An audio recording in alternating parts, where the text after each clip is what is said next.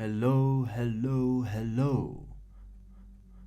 I am your beloved Kofi. This delusional thief, criminal mastermind and absolute dunce is worth fearing. Reading or watching Lemony Snicket's series of unfortunate events was an important part of my childhood and I am sure has shaped the worries of many other children. Before I do begin, I'd like to ask that if you like the videos we push out, to interact with the channel in some way, whether it be a like, comment or subscribe. Either one will be hugely appreciated. It's either that or Count Olaf. With his universal monobrow, terrible disguises and strange ankle tattoo, he's recognised very easily, no matter whether you're looking at the book, the film featuring Jim Carrey, or the Netflix series adaptation featuring Neil Patrick Harris. You can't deny these faces are something of children's nightmares, especially since he tried to marry a 14-year-old Violet Baudelaire. We only have to start with his appearance. Look at any image. See, the books portray him as a certified creep with his exaggerated features, long pointed nose and crimson chin, weirdly slick back hair, ugly living conditions and a feisty need for money. He's a slender, ghastly figure looming over the orphans once their parents die, claiming to be a distant relative. Once he reveals his plans with the children, we're horrified to find out he has no other goal than to steal the fortune that their parents left them, no matter the cost. And to get this done, he goes on a bit of a rampage of strange crimes. Using disguises to confuse and befuddle the children and their guardians, a cruel and deceptive man, he slaps the children, gives them a tiny room in his hugely oversized mansion, traps them in a car, and puts them on a train track attempting to kill them. He attempts to injure them and their guardians every single time. After trying to marry Violet,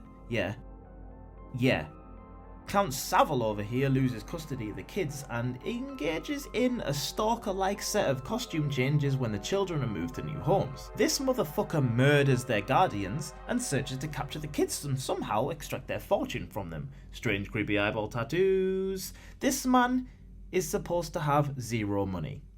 All of these disguises. Since he's so poor, can you tell me how he affords the disguises, the cars, the travel, his troupe? He's got a scary amount of followers for someone who doesn't pay, and how on earth he got to be a member of the VFD in the first place is an absolute mystery. With a childhood as out there and traumatizing as it is, and the knowledge of his persona, the VFD must have been looking the other way constantly. The way he's portrayed is absolutely ridiculous, but what's even worse is the fact that the adults always fall for his tricks. And it's a super worrying thing to see, because if you were a child worried about another person's behaviour, the first thing you would do is go to a trusted adult. And many of them in this story prove they can't be trusted to spot a simple disguise, never mind a murdering maniac. Mr. Poe for one, Justice Strauss, Josephine, the list goes on. If you're an adult, trust the fucking children, or someone will have them chased down and chucked into a lake of leeches.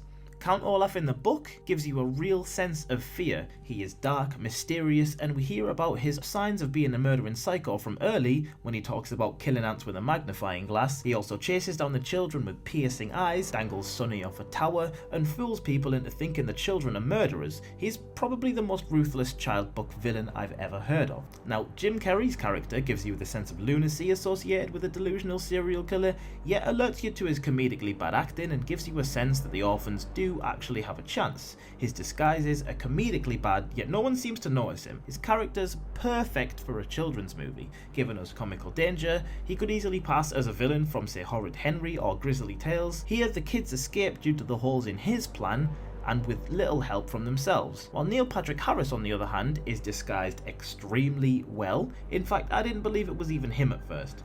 Imagine this sissy being a deranged serial killer. I am not assassin! He is calculated and sinister. His disguises are, much better than good old Jim Carrey's. As a very intelligent man in comparison, it's not his own stupidity that foils his plans, it's almost always somebody else's work. But whether the book, the series, or the film, Count Olaf is still an absolute terror. Which version of Count Olaf do you find the most terrifying? Let me know in the comments. And don't forget...